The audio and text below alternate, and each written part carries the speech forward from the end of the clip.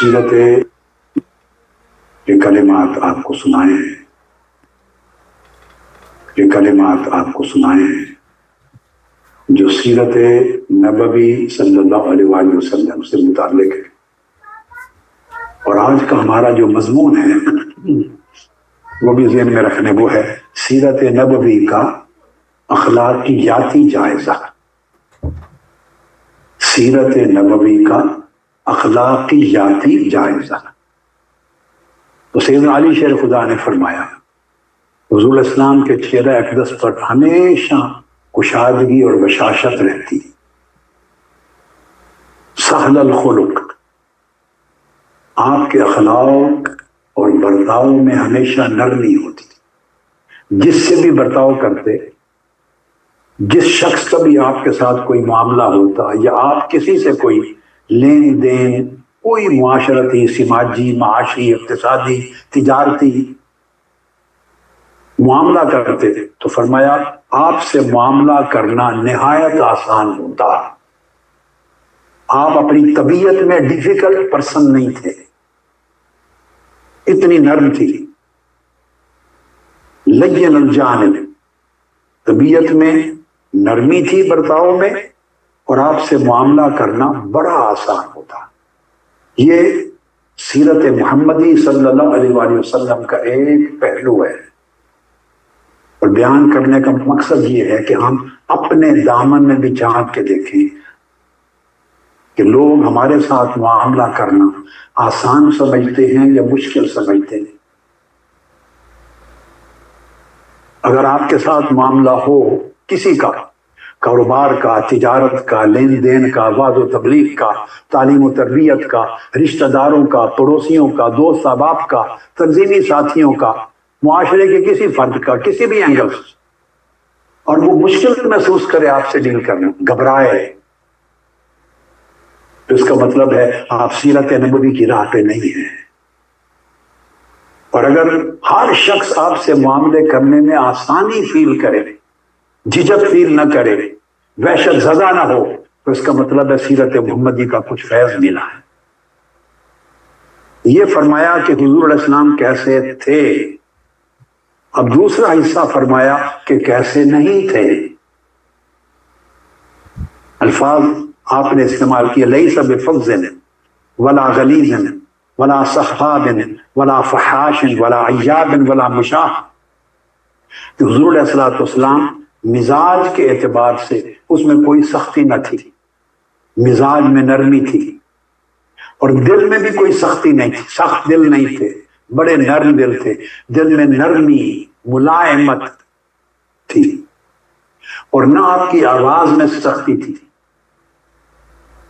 अब आप देखिए, मिजाज में भी सख्ती नहीं, दिल में भी सख्ती नहीं, और मिजाज और बर्ताव में भी सख्ती नहीं, और कलाम और गुफ्तगू में भी सख्ती नहीं। जिंदगी के हर गोशे में नरमी ही नरमी है, शफकत ही शफकत है, लताफत ही लताफत है। ये सैयदना मौला अली और मुर्तजा नक्शा खींच रहे हैं आका अलैहिस्सलाम की सीरत का। और फरमाया हमने कभी जिंदगी में आका अलैहिस्सलाम को किसी से सख्त कलामी करते नहीं देखा। और फिर उनकी सीरत का एक पहलू यह था कि हजार ऐब हो लोगों में, मगर वो ऐब जू न थे, किसी की जिंदगी में ऐब तलाश नहीं करते थे। उनकी निगाह लोगों के ऐबों पर नहीं पड़ती थी। ऐब जू भी न थे और बखील भी न थे, सखी थे। तबीयत के भी सखी, हाथ के भी सखी, दिल के भी सखी, मिजाज के भी सखी। तो आपकी तरबियत में सखावत भी थी, फराखी भी थी, और पर्दा पोशी भी थी। किसी की कमजोरियां, ऐब नजर आ जाते तो आका अलैहिस्सलाम पर्दा डालते। हत्ता कि एक सहाबी जिस पर हद लगाई गई, उसने खुद आके अपने खिलाफ गवाही दी थी, इकरार किया था, हद लगाई गई। आपने 6-7 मरतबा उस पर हद लगने को टालने की कोशिश की। मैं तफसील में नहीं जा रहा, बिलाखिर हद लग गई। जब हद लगी तो आका अलैहिस्सलाम एक रोज तशरीफ लाए, गमज़दा थे, दुखी थे। मिजाज की नरमी का आलम देखिए, शरीयत की हद लगी है, مگر آپ بیٹھے صحابہ سے کہنے لگے کاش اس کی خبر کوئی میرے پاس لے کے نہ آتا اور اس پر حد لگنے کی راہ ہموار نہ کرتا، کاش کوئی اس پہ پردہ ڈال دیتا اور جو کچھ کیا تھا وہ چھپا رہ جاتا، جسے صحابہ سے کہہ رہے تھے۔ تو آپ کا یہ فرمانا محض کلمات نہیں تھے، یہ تربیت تھی، ایک اخلاق دے رہے تھے، ایک سیرت سے سیرت منتقل ہو رہی تھی، سیرتیں بنا رہے تھے۔ اور یہ جو آقا علیہ السلام کی خوبی ہے جس کا ذکر یہ سیدنا علی شیر خدا نے کیا، صحیح بخاری کی حدیث ہے، صحیح بخاری، حضرت عطا بن یسار روایت کرتے ہیں کہ میں حضور علیہ السلام کے صحابی عبداللہ بن عمرو بن العاص سے ملا اور ان سے پوچھا مجھے حضور علیہ السلام کی سیرت طیبہ اور آپ کے اخلاق عالیہ کا کوئی گوشہ تورات میں سے بتائیں کہ آپ کا ذکر جو پہلی کتابوں میں آیا ہے تو تورات میں حضور کے اخلاق و سیرت کا ذکر کیا تھا، کچھ حصہ اس میں سے بتائیں۔ یہ صحیح بخاری کی روایت دے رہا ہوں۔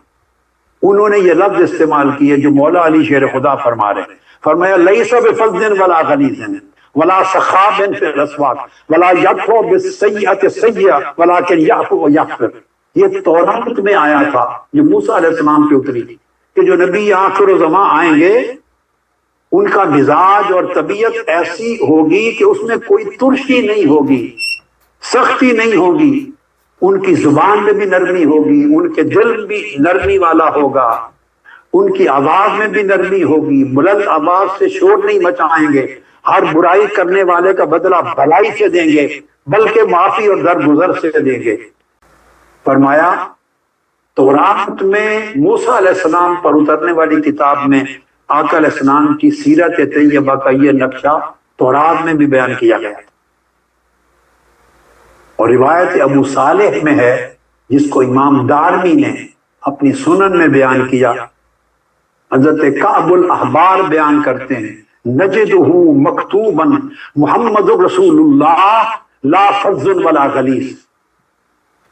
کعب الاحبار وہ اہل کتاب میں سے تھے، ایمان لائے، جلیل القدر تابعی بنے۔ انہوں نے روایت کیا کہ ہم خود تورات کی جب تلاوت کرتے تھے تو تلاوت تورات میں یہ پڑھتے تھے، جب یہودی تھے پڑھتے تھے کہ محمد رسول اللہ جو آئیں گے ان کی وہ نہ تند خو ہوں گے نہ سخت دل ہوں گے، نہ ان کے مزاج میں سختی ہوگی نہ ان کے کلام میں سختی ہوگی۔ اور زکوان بن ابی صالح دوسری روایت میں بیان کرتے ہیں کہ حضرت کعب الاحبار نے تورات کا ذکر کرتے ہوئے جو یہود پڑھا کرتے تھے، یہود مدینہ، فرمایا کہ اس کی ایک سطر میں لکھا تھا محمد رسول اللہ عبدی المختار لا فظ ولا غلیظ، کہ آخری نبی محمد رسول اللہ جو آئیں گے ان کی صفات عالیہ یہ ہوں گی کہ وہ میرے چنے ہوئے برگزیدہ بندے اور رسول ہوں گے، نہ ان کی عادت اور طبیعت میں سختی ہوگی، نہ ان کے دل میں سختی ہوگی، نہ ان کے کلام میں سختی ہوگی، نرم جو اور نرم گفتگو ہوں گے۔ آپ اندازہ کریں آقا علیہ السلام کی سیرت طیبہ کا یہ گوشہ اللہ کو اتنا عزیز ہے اور اتنا عام ہے کہ صحابہ کرام نے تو بیان کیا، مگر اللہ رب العزت نے موسیٰ علیہ السلام پہ اترنے والی کتاب تورات میں جب حضور پر نبی آخر زمان پر ایمان لانے کا ذکر کیا، ساتھ حضور کے اوصاف بیان کی، اور اوصاف میں جو چننا وہ آپ کی نرم روش، نرم طبعی، نرم مزاجی، نرم دلی، نرم کلامی۔ اب اس کو ذرا ہم اپنے ساتھ بھی کمپیئر کر لیں، خاص طور پہ ہم دین و مذہب کا پرچار کرنے والے اور دین اور مذہب کے نمائندہ جو تصور ہوتے ہیں، ہماری گفتگو میں کتنی نرمی ہے، ہم تو للکارتے ہیں، ہمارے تو لفظوں کے تیر دوسروں کو چھلنی کر دیتے ہیں، ہم کسی کو عزت کا نام کسی کے ساتھ نہیں لیتے، جس سے اختلاف ہو اس کو ایسے ایسے برے الفاظ کے ساتھ بلاتے اور اتنی اونچی آواز کے ساتھ شور و غوغا کرتے ہیں بیٹھ کر تقریروں میں، یوٹیوب میں، سوشل میڈیا میں، حلقات میں، اپنے مجموعات میں، اس طرح کرتے ہیں کہ جیسے چھوڑنا ہی کچھ نہیں۔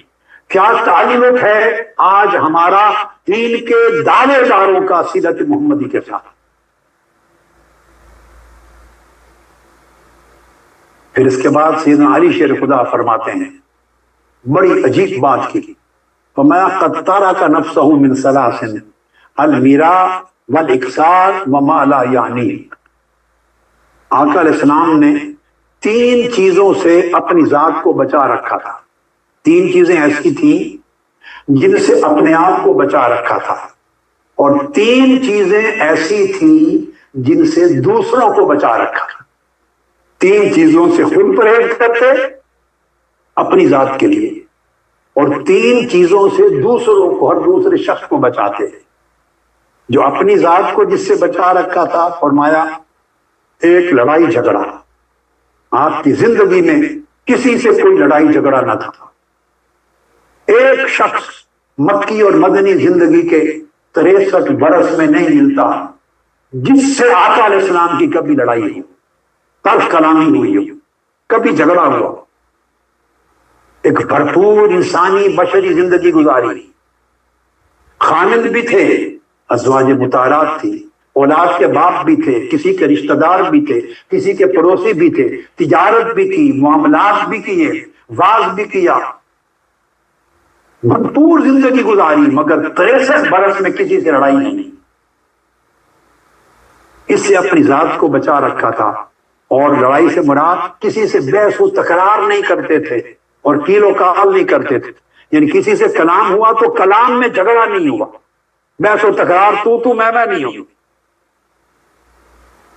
اور دوسری چیز جس سے اپنے آپ کو بچا رکھا تھا وہ کثرت مال، دولت سمیٹنا، یعنی دنیا کا حرص، طمع اور لالچ اور دنیاوی مفادات کے پیچھے جانا. اس سے اپنی زندگی کو بچا رکھا تھا. بے نیاز تھے، بے نیاز تھے. فقیری میں امیری تھی، فاقہ میں سیرابی تھی. کچھ نہیں اگر ظاہراً ہاتھ میں، تب بھی ساری کائنات ہاتھ میں تھی. اتنا غنا تھا، اور طمع اور لالچ سے اتنا پاک تھے. اور تیسری چیز جس سے بچا رکھا تھا، فرمایا بے مقصد بات کرنا اور لا یعنی بات کرنا. اس سے کلیتاً اجتناب کرتے. جو کلام فرماتے با معنی، با مقصد، پرپزفل. اور 3 چیزیں ایسی تھی، وَتَرَكَ النَّاسَ مِنْ ثَلَاثٍ لَا يَذُمُّ أَحَدًا وَلَا يَعِيبُهُ وَلَا يَطْلُبُ عَوْرَتَهُ. اور 3 چیزیں ایسی تھی جس سے ہر دوسرے شخص کو بچا رکھا تھا. وہ یہ، ایک مذمت، کسی کی مذمت نہ کرتے، کسی کی مذمت نہ کرتے. دوسرا، کسی میں عیب نہ نکالتے، یعنی کسی کو برا بھلا نہ کہتے، کسی کی عیب جوئی نہ کرتے، اور ہر ایک کی جو بھی کمزوری دیکھتے اس پہ پردہ ڈالتے، اس کی کمزوری کو بے نقاب نہ کرتے. اب آقا علیہ السلام کی یہ سیرت طیبہ ہمیں دین کی دعوت کا ایک منہج اور اسلوب دیتی ہے. اگر داعی اور دین کی دعوت دینے والا، دین کی تبلیغ کرنے والا، دین کا نمائندہ کہلانے والا، اور دین، اللہ کا دین اور آقا علیہ السلام کا پیغام دوسروں تک پہنچانے والا، اگر اپنی زندگی میں، کلام میں، گفتگو میں، معاملے میں اس سیرت کی جھلک نہیں رکھتا، اس کی دعوت اور تبلیغ سے لوگ دین سے متنفر تو ہو سکتے ہیں، دین کی طرف رغبت نہیں پیدا کر سکتے. آقا علیہ السلام کی سیرت طیبہ بھی دیکھیے اور اپنے احوال بھی دیکھیے. اس وقت ہو کیا رہا ہے، اس وقت کیا ہو رہا ہے. حضرت عبداللہ بن عمرو رضی اللہ تعالیٰ عنہ وہ فرماتے ہیں، لم یکن النبی صلی اللہ علیہ وآلہ وسلم فاحشا ولا متفحشا وکان یقول ان من خیارکم احسنکم اخلاقا. فرماتے ہیں کہ آقا علیہ السلام کی طبیعت میں سخت یا بری بات کہنا طبیعت میں ہی نہیں تھی، اور طبیعت میں بد کلامی، سخت کلامی نہیں تھی. اور ہمیشہ ہر ایک کو یہ کہتے کہ تم میں سے بہترین شخص وہ ہے جس کے اخلاق بہترین ہے. اور آقا علیہ السلام نے فرمایا، ان مکارم الاخلاق من اعمال الجنہ. اچھے اخلاق یہ جنت کے اعمال میں سے، جس کے اخلاق اچھے دیکھو سمجھو جنتی ہے. تو لوگوں کو جنت کی راہ دکھانے والے اگر خود بد اخلاق ہوں گے تو آپ کس کھاتے میں ٹھہرائیں گے؟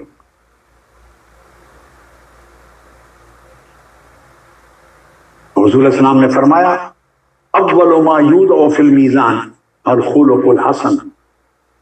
طبرانی نے روایت کیا کہ قیامت کے دن سب سے پہلی چیز جس کو ترازو میں تولا جائے گا، جب اعمال تولیں گے، سب سے پہلا عمل جس کو قیامت کے دن ترازو میں تولا جائے گا وہ اخلاق.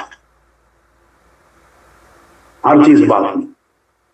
خلق حسن کا پلڑا جس کا بھاری ہوگا اس کے لیے جنت آسان ہو جائے. اسامہ بن شریک روایت کرتے ہیں، امام احمد بن حنبل نے مسند میں روایت کیا، روایت کرتے ہیں کہ صحابہ کرام نے کہا یا رسول اللہ ما خیر ما اوتی العبد، یا رسول اللہ کوئی ایسی چیز بتائیں جو سب سے بہترین تحفہ ہے اللہ نے اپنے کسی بندے کو عطا کیا ہو. اللہ کا سب سے بہترین تحفہ جو کسی بندے کو مل سکتا ہے کیا؟ فرمایا خلق حسن، بہترین اخلاق.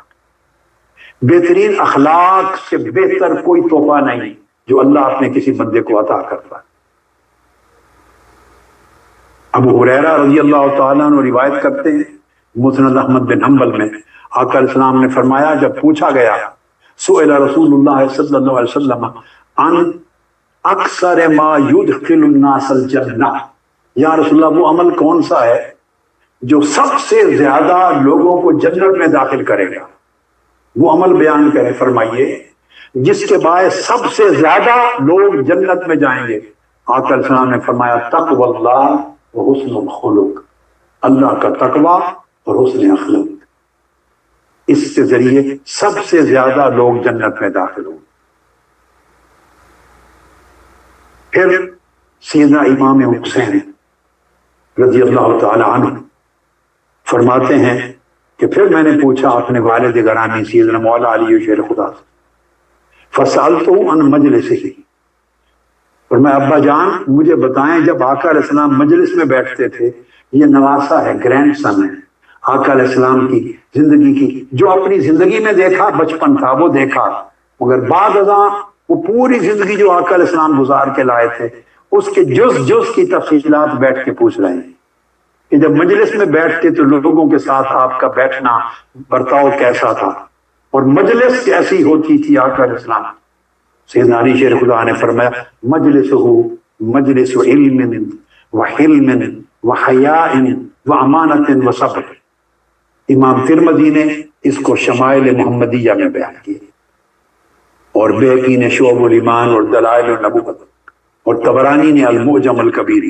فرمایا حضور علیہ السلام کی مجلس ہمیشہ علم کی مجلس ہوتی، علم کی، اس مجلس سے لوگوں کو علم ملتا، جاہل کی جہالت دور ہوتی، بے خبر کو خبر ملتی، لوگوں کو علم کا نور ملتا، شعور ملتا، سوچ میں بہتری آتی. اور دوسرا فرمایا مجلس علم کے ساتھ مجلس علم تھی. آقا علیہ السلام کی مجلس میں بیٹھنے سے، آپ کی گفتگو سننے سے، آپ کا برتاؤ دیکھنے سے، اہل مجلس کے ساتھ معاملات کو اسٹڈی کرنے سے بندے کو علم ملتا. بندہ حضور علیہ السلام کی مجلس میں بیٹھ کے دو دوباری سیکھتا تھا، ایک علم ملتا اور ایک برداشت اور بردباری ملتی تھی. حضور کی مجلس سے یہ زینت تھی. اور پھر فرمایا حیا، حضور کی مجلس سے حیا کا درس ملتا تھا، بلکہ آقا علیہ السلام کو دیکھ کر حیا دیکھنے والے کو پیدا ہوتا تھا، اسے حیا کرنے کا راستہ ملتا تھا، طریقہ ملتا تھا.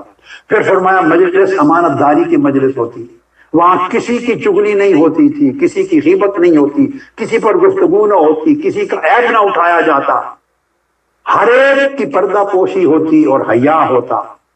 اور اگر اذیت ناک کوئی بات ہو جاتی، کوئی بندہ سخت بات کر دیتا تو آپ صبر کا پے کرتے، تو حضور کی مجلس سے صبر ملتا تھا.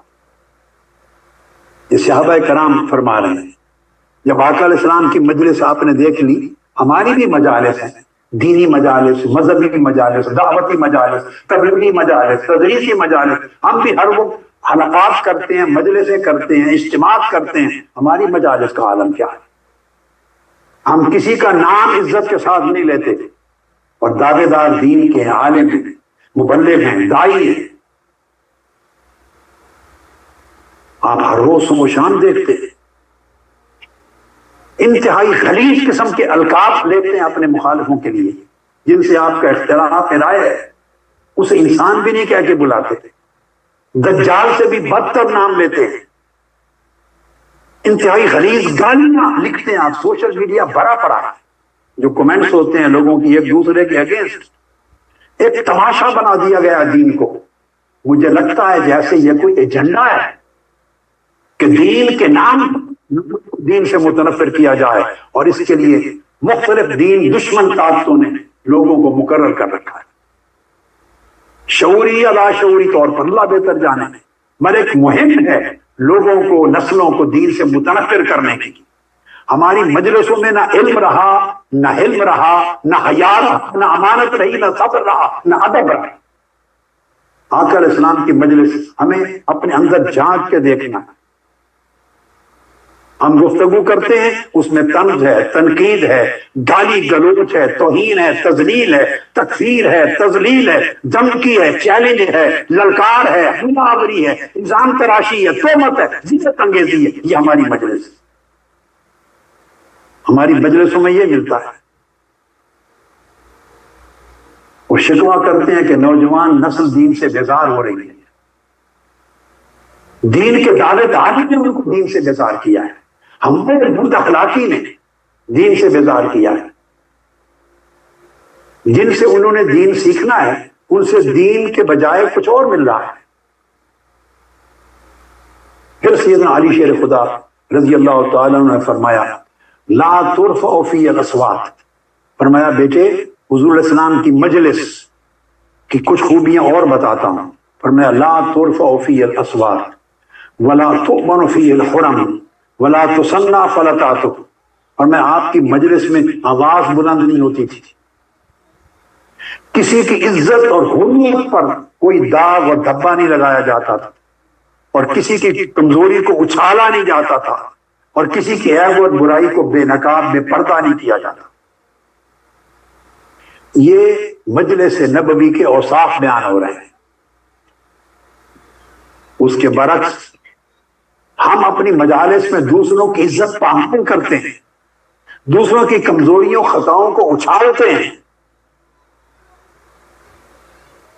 یہ عمل مجھے تو مسلمانی نہیں لگتا۔ آقا علیہ السلام اس عمل کے ساتھ دین کے دعوے داروں کو جب دیکھیں گے، مبلغوں کو دیکھیں گے، تو کیا ان کو اپنا امتی سمجھیں گے؟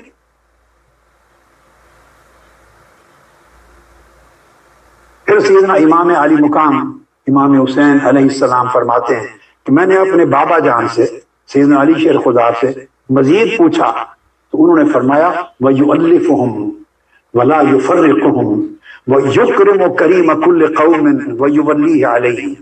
یہ بھی امام ترمذی نے روایت کیا۔ فرمایا کہ آقا علیہ السلام کی سیرت طیبہ کا ایک پہلو یہ بھی تھا کہ آقا علیہ السلام لوگوں کے درمیان الفت پیدا کرتے تھے، باہمی محبت پیدا کرتے، ان کو جوڑتے تھے، پھوڑتے نہیں تھے، ان کو گروہوں میں تقسیم نہیں کرتے تھے، انہیں ایک دوسرے سے متنفر نہیں کرتے تھے۔ کسی قوم، طبقے یا مسلک یا کسی گروہ کا، قبیلے کا کوئی آدمی عزت والا بڑا ہوتا اس کی توقیر کرتے تاکہ اس کے قبیلے والے یا گروہ والے یا فالوور ان کی دل شکنی نہ ہو، اور اگر کوئی اسلام قبول کر لیتا اسی کو ان کا سربراہ مقرر کر دیتے تھے۔ یہ عالم تھا آقا علیہ السلام کے اخلاق کا، اور یہ آپ کا عملی نمونہ تھا۔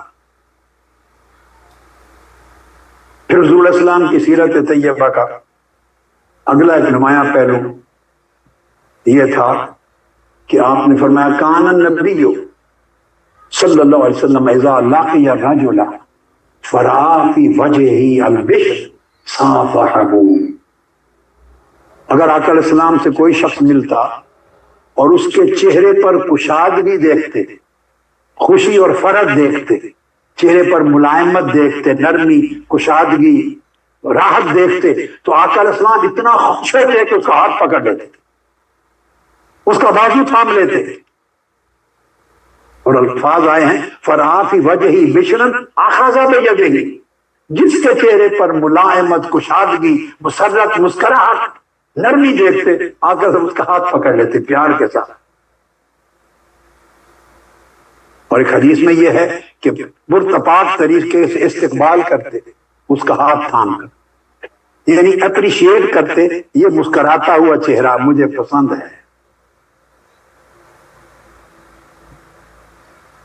یہ میں نے جو پہلے نقشہ بیان کیا اس کا چند احادیث کے ذریعے سیدنا مولا علی شیر خدا کرم اللہ وجہ الکریم اور دیگر صحابہ کے روایات سے احادیث میں تھوڑی تفصیل دی. اب عملی نمونے کی طرف آتے ہیں. یہ جو کچھ بیان کیا اس کے عملی نظائر کیا ہیں آقا علیہ السلام کی حیات طیبہ، سیرت مبارکہ میں عملاً کو چیزوں کو دیکھتے ہیں.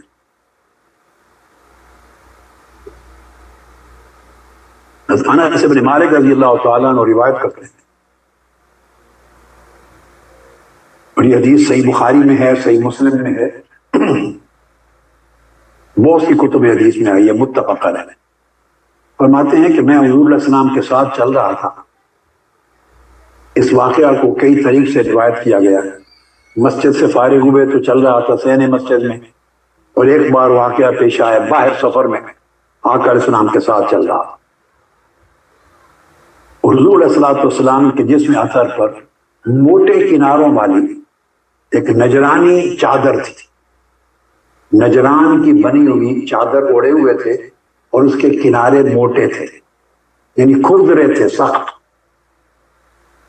ایک عربی آ گیا گاؤں سے، ایک بدو، اس نے آتے ہی ابھی بات نہیں کی، زور سے آقا علیہ السلام کی چادر کو پکڑا اور اس کو پکڑ کے زور سے کھینچا.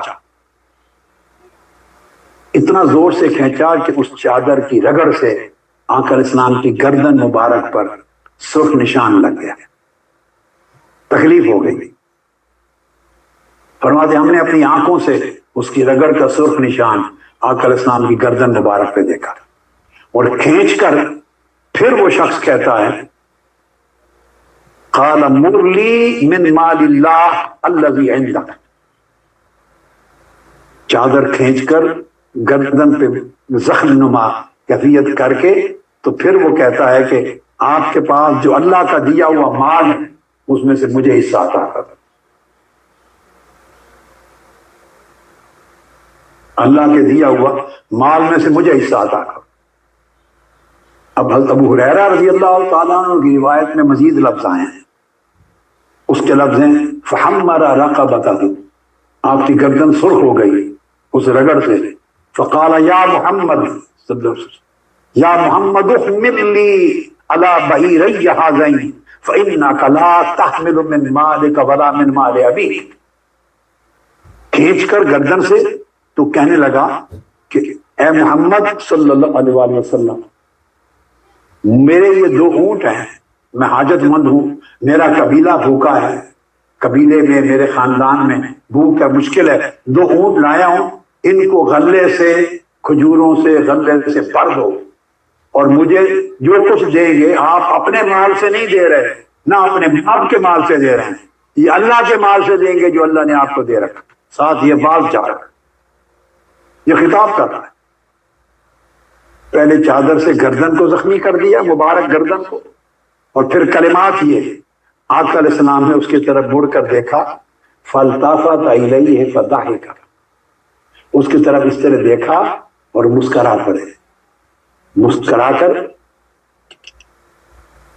اس سے پوچھا، ایک اور حدیث میں کہ آقا علیہ السلام نے پوچھا کہ مال تو میں آپ کو دے رہا ہوں اور مال اللہ کا ہے، نہ میرا ہے نہ میرے باپ کا ہے. ثم امر له بعطا، یعنی اس کو عطا کرنے کو حکم دے دیا کہ اس کے اونٹ بھر دو، جتنا مانگتا ہے دے دو تاکہ اپنی قبیلے کی بھوک مٹائے. مگر اس کی طرف دیکھ کر شفقت سے پوچھا اے عربی، جو کچھ تو نے میرے ساتھ کیا ہے کیا اس کا بدلہ لینا نہیں بنتا؟ بدلہ نہ لوں؟ وہ جواب دیتا ہے قال اللہ، آپ بدلہ نہیں لے سکتے. آپ نے پوچھا لما، بدلہ کیوں نہ لوں؟ قال لأنك لا تكافئ بالسيئة السيئة، اس لیے نہیں لے سکتے کہ آپ برائی کا بدلہ برائی سے نہیں لیتے، اس کو بھی کہتے فرمایا آپ بدلہ نہیں لے سکتے. فرمایا کیوں نہیں لے سکتا؟ فرمایا اس لیے کہ آپ کبھی بھی برائی کا بدلہ برائی سے نہیں لے سکتے. میں نے برائی کی ہے، زیادتی کی ہے، اور آپ زیادتی کا بدلہ زیادتی سے لینے والے نہیں. تو حدیث کے الفاظ ہے فضائق النبی صلی اللہ علیہ وسلم، حضور مسکرا پڑے اور اس کو اس کی حاجت کے مطابق دے دیں. یہ عملی نمونہ دے رہا، اپنے آپ کو ذرا فٹ کر دینا اس سچویشن میں. اس کے بعد دیکھیں عربی اگر آپ کے پاس آ جائے اس کا حشر کیا ہو. جبیر بن مطعم روایت کرتے ہیں، ایک اور حدیث ہے، اس کو بھی صحیح بخاری میں ہے، صحیح بخاری کی حدیث ہے، اور امام احمد بن حنبل نے مسند میں روایت کیا، اور امام مالک نے الموطا میں بھی روایت کیا جبیر بن مطعم سے کہ آقا علیہ السلام جب غزوہ حنین پر گئے، واپس لوٹے، جنگ میں فتح یاب ہو گئے تھے مسلمان، تو مال غنیمت تھا بہت سارا. فرماتے ہیں جب مال غنیمت لے کے لوٹ رہے تھے تو آگے ایک گاؤں آیا، غزوہ حنین سے واپس آتے ہوئے راستے میں گاؤں آیا تو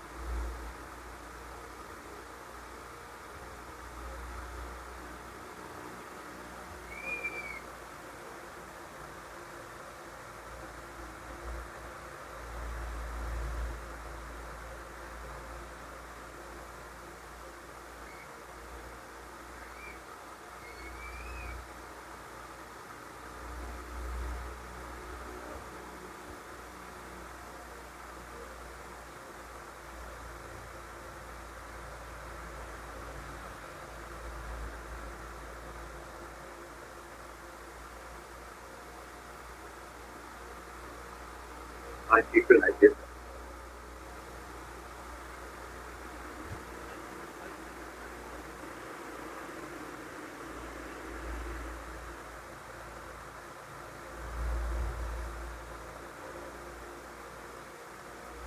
تو میں یہ عرض کر رہا تھا غزوہ حنین سے واپس ہٹتے ہوئے راستے میں دیہاتوں سے گزر ہو رہا تھا، تو کسی ایک دیہات کے بدو تھے، انہوں نے آقا علیہ السلام کو آ کے گھیر لیا. علقت رسول اللہ صلی اللہ علیہ وسلم الاعراب یسألونہ حتی تروہ الی سمرہ. آقا علیہ السلام کو گھیر لیا اور آپ کو دھکیلتے چلے گئے. بدو تھے، دھکیلتے چلے گئے اور کہنے لگے کہ مال غنیمت میں سے ہمیں بھی دیں. اب آپ اندازہ کریں، حدیث کے الفاظ ہیں، یہ وہ لوگ نہیں ہیں جو جنگ لڑ کے آ رہے ہیں جن کا حق ہے مال غنیمت، وہ مجاہدین صحابہ نہیں ہیں، وہ تو آقا علیہ السلام کے ساتھ آ رہے ہیں. یہ تو رستے سے گزر رہے ہیں، ایک گاؤں ہے وہاں کے بدو، انہوں نے دیکھا کہ فتح ہو گئی ہے اور مال غنیمت آ رہا. آقا علیہ السلام کو گھیر لیا اور دھکیل کے ایک کانٹے دار درخت کے پاس جا کے چھوڑا، دھکیل کے لے گئے ایک کانٹے دار درخت میں، وہاں آپ کی کملی مبارک کر گئی، پھنس گئی. وہ کہتے ہیں کہ ہمیں مال غنیمت میں سے دے. اب اللہ بہتر جانے وہ مسلمان بھی تھے یا نہیں تھے، اغلباً وہ بھی مسلمان نہیں ہوئے لوگ. مسلمان ہوتے تو وہ آپ کے لشکر میں شامل ہوتے. یہ گمان غالب ہے، حدیث پاک میں ٹیکسٹ میں ایسی کوئی چیز درج نہیں. اور مسلمان ہوتے تو یہ حشر نہ کرتے. دھکیل دھکیل کے ایک کانٹے دار درخت میں جا کے پہنچا دیا، آپ کی کملی مبارک پھنس گئی. کہتے ہمیں مال غنیمت میں سے دیں. فخاطفت رداءہ، آپ کی جو کملی مبارک تھی وہ اس کے اندر پھنس گئی، چادر. تو آقا علیہ السلام نے معلوم ہے کیا فرمایا، فواقف رسول اللہ صلی اللہ علیہ وسلم فقال آتونی ردائی، میری چادر مجھے واپس کر دو، چادر واپس کر دو. فلو کان عدد هذه العداء نعما لقسمته بینکم ثم لا تجدونی بخیلا ولا کذوبا ولا جبانا. فرمایا اللہ کی عزت کی قسم، میرے پاس جتنا بھی مال ہوگا، خواہ وہ ان درختوں کے پتوں کے برابر اور ٹہنیوں کے برابر بھی مال ہوگا، تم حاجت مندوں میں سارا تم میں تقسیم کر دیں، اور ہرگز تم مجھے نہ بخیل کنجوس پاؤ گے، نہ وعدہ خلافی کرنے والا پاؤ گے، نہ بزدل پاؤ گے. چادر میری واپس دو، جتنا مال تمہاری ضرورت کا سب دے دے. آقا علیہ السلام نے عطا کر دی، اور ان سے یہ بھی نہیں فرمایا کہ یہ ایسا سلوک میرے ساتھ کیوں کی. یعنی ایک مزاج کی وہ نرمی، وہ شفقت ہے، پھر طبیعت کے اندر وہ فراخی ہے، پھر وہ سخاوت ہے، پھر عفو درگزر ہے، پھر رحیمی اور کریمی ہے، پھر صرافہ رافت اور رحمت ہے. وہ دیکھ رہے ہیں کہ ان لوگوں کو سمجھ نہیں، دیکھو کتنا عذر قبول کر رہے ہیں، ان کو شعور نہیں کہ میں کون ہوں، انہیں سمجھ ہی نہیں کہ میرا مقام و مرتبہ کیا ہے، لہذا ان سے ایکسپیکٹ کیا کریں کہ وہ کیسا سلوک کرے. ان کے نزدیک تو میں ایک شخص ہوں، جنگ جیت کے آ رہا ہوں، میرے پاس مال ہے، ان کو مال کی ضرورت ہے، اور یہی ان کی عادت ہے، جس سے لیتے ہیں مرتے بھی ہیں، چھینتے بھی، چھینا جھپٹی کرنے والے لوگ. یہ جانتے ہوئے کہ چھینا جھپٹی کرنے والے لوگ ہیں، آقا علیہ السلام نے اپنی طبیعت میں ان کی طبیعتوں کی کتنی اسپیس پیدا کی، کتنا ایڈجسٹ کیا. ہمارا اکثر بیشتر گھروں میں میاں بیوی کا جھگڑا ہوتا ہے، ایک ڈپریشن کا مریض ہے، پوری زندگی ریئلائز ہی نہیں کرتے کہ ڈپریشن کا مریض، مار پیٹ کرتے ہیں، گالی گلوچ کرتے ہیں، گھروں کے گھر ٹوٹ جاتے ہیں، رشتے ٹوٹ جاتے ہیں، ہلاکتیں ہو جاتی ہیں. ہم ریئلائز نہیں کرتے کہ دوسری کی مجبوری کیا ہے، ممکن ہے اس کو سمجھ نہیں ہے، وہ بیمار ہے، اس کو نیگیٹیوٹی ہے اس کی سوچ میں، وہ صحیح سمت میں سوچ ہی نہیں سکتا. مانگنے کا انداز کسی کا خراب ہے، بات کرنے کا انداز خراب ہے. ہم اس کو یہ کنسیشن نہیں دیتے کہ اس کے پاس تعلیم نہیں، شعور نہیں، آداب نہیں ہے، مینر نہیں ہے. چلو اس طرح ڈیل کر رہا ہے، مگر میرے پاس تو مینرز ہیں تو میں اس طرح ڈیل کروں. آقا علیہ السلام نے یہ سیرت طیبہ دکھائی ہے.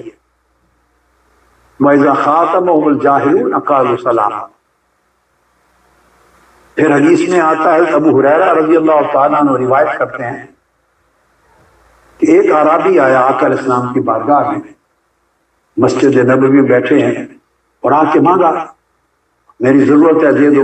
ارد گرد گاؤں تھے، شہر مدینہ کے اعراب تھے، بدو رہتے تھے، حاجت مند تھے، بھوک تھی، افلاس تھا. آ کے مدد مانگی، آقا علیہ السلام اس کو گھر لے گئے، جو کچھ اس نے مانگا جو گھر میں تھا عطا کر دیا. پھر اس کی دلجوئی کے لیے کہ میں معلوم کروں کہ خوش بھی ہوا ہے کہ نہیں، اندازہ کروں کہ اس کی حاجت اور ضرورت پوری ہو گئی ہے تو خوش ہو گیا ہوگا، اگر پوری نہیں ہوئی تو خوش نہیں ہوا ہوگا.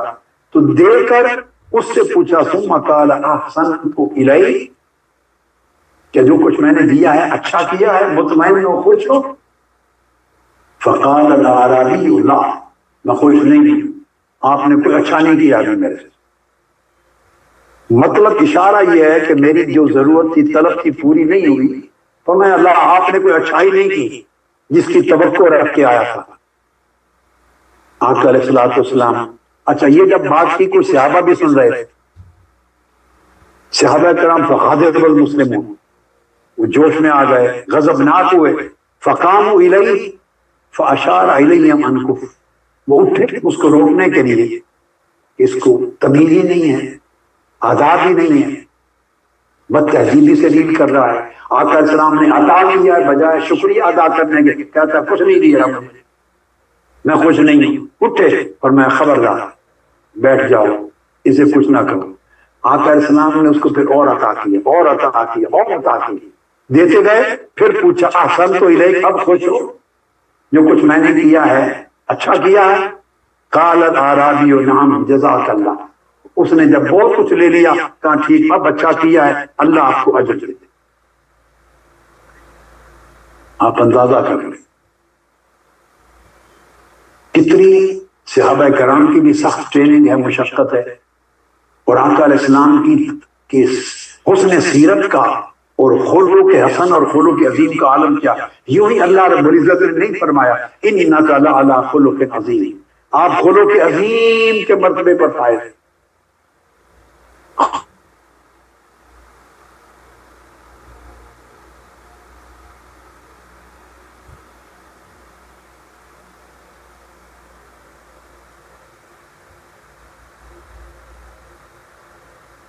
انسان عدل اور اعتدال کرتا ہے، عدل کرتا ہے، جسٹس سے کام لیتا ہے۔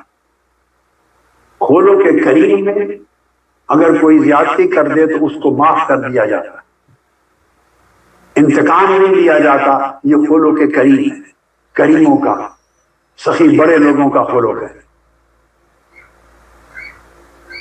کرتے احسان کے ساتھ لاد دیتے، احسان بھی کرتے ہیں۔ والکاظمین الغیظ والعافین عن الناس واللہ یحب المحسنین، غصہ پی جاتے ہیں پھر معاف بھی کر دیتے ہیں پھر احسان بھی کرتے ہیں، اور اللہ احسان کرنے والوں کو چاہتا ہے، محبت کرتا ہے، خلق عظیم کا درجہ تھا۔ یعنی ایک اور شخص آتا ہے، وہ بھی اعرابی ہے، بدو، صحیح بخاری میں ہے، صحیح مسلم میں ہے، متفق علیہ، آقا علیہ السلام کی بارگاہ میں مسجد نبوی میں آتا ہے، کوئی اس نے بات پوچھنی تھی، پوچھ لی، مسجد ہی میں ہے، مسجد میں، مسجد نبوی کے اندر ایک کنارے میں کھڑے ہو کے پیشاب کر، جب فبال فی طائفۃ المسجد، مسجد کے کونے میں پیشاب کر دیے، فزاجرہ الناس، لوگ اس کی طرف دوڑے، انہوں نے ان کو منع کیا، فنہاہم النبی صلی اللہ علیہ وآلہ وسلم، آقا علیہ السلام نے ان کو روک دیا، خبردار ابھی وہ پیشاب کر رہا ہے، اس کو مت روکو۔ اس کا مطلب یہ ہے کہ اگر اس کا پیشاب رک گیا تکلیف ہو جائے گی، اس کو کر لینے جانا۔ اپنے سامنے اس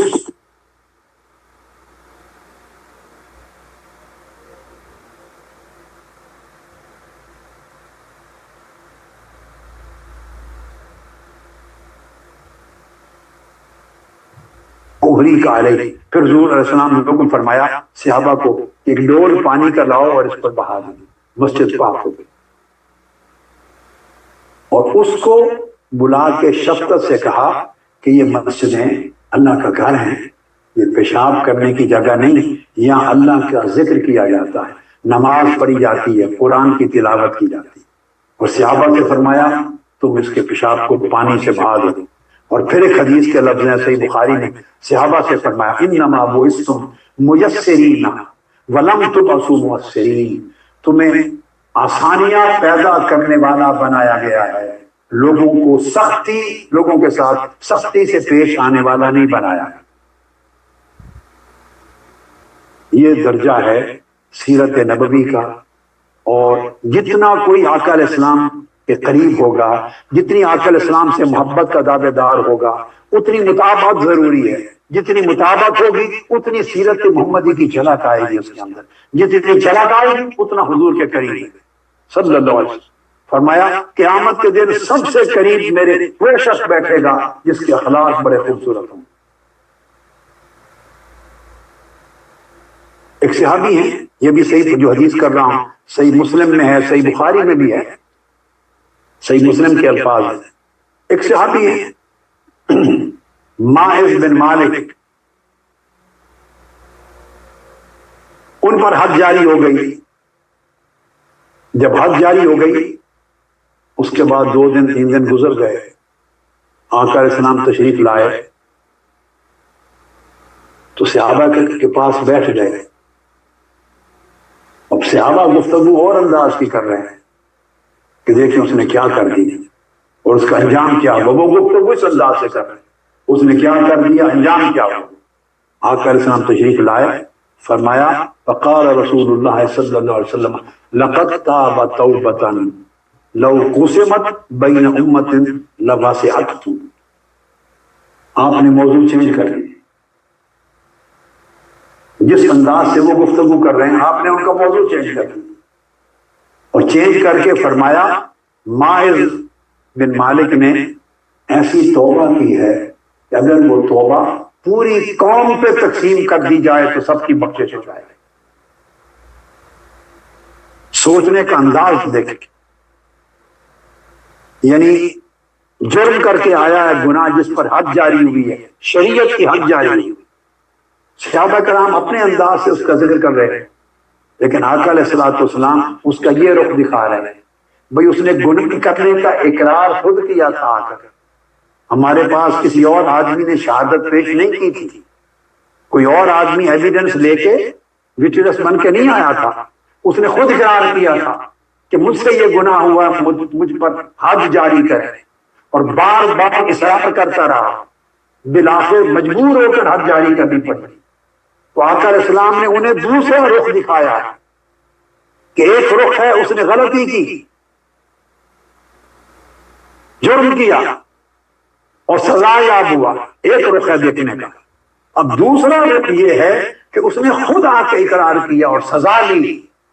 تو فرمایا اس کو اس اینگل سے دیکھنے کی بجائے اس رخ سے دیکھو, اور فرمایا کہ اس نے خود جا کے یہ سزا لی ہے, لہذا اس نے ایسی توبہ کی ہے کہ اگر یہ توبہ پوری قوم میں تقسیم کر دیں تو سب کی بخشش ہو جائے.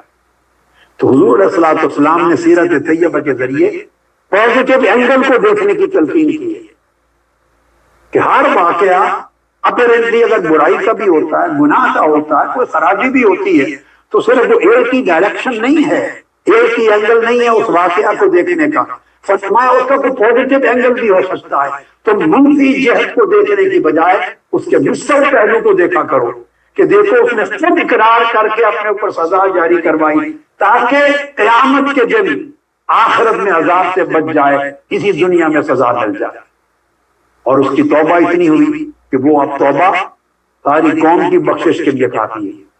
حضور اسلام نے سیرت طیبہ کے ذریعے لوگوں کو سوچنے کے رخ چینج کر کے دیے, مائنڈ اس کی ڈائریکشن چینج کی ہے.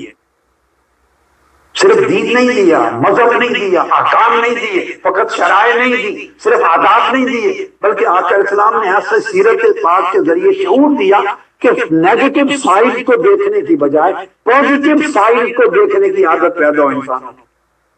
اگر انسانوں کے مثبت پہلوؤں کو دیکھنے والا بن جائے تو بہت سے جھگڑے ختم ہو جاتے ہیں, بہت سے اختلافات ختم ہو جاتے ہیں, بہت سے مسائل خود بخود حل ہو جاتے ہیں. آقا علیہ السلام نے ارشاد فرمایا تبسموں کا فی وجہ اخیک لک صدقۃ. دیکھیں کیسا دین عطا فرما رہے ہیں.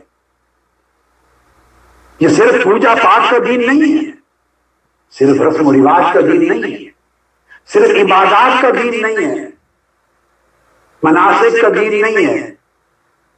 ہم نے پورا دین صرف چند رسوم اور رواجات پر محدود کر لیا ہے, مخصوص اعمال کے اندر بند کر دیا ہے, اور اس دین کا کوئی تعلق ہماری روزمرہ کی زندگی کے ساتھ باقی نہیں رہا, ہماری سوچوں کے ساتھ باقی نہیں رہا, ہماری گفتگو کے ساتھ تعلق نہیں رہا, ہمارے معاملات کے ساتھ دین کا تعلق نہیں رہا. ہم نے دین کو اپنی اصل زندگی سے نکال دیا ہے اور عبادتوں کے چند خانوں میں اس کو محدود کر دیا ہے, چند مراسم میں محدود کر دیا ہے.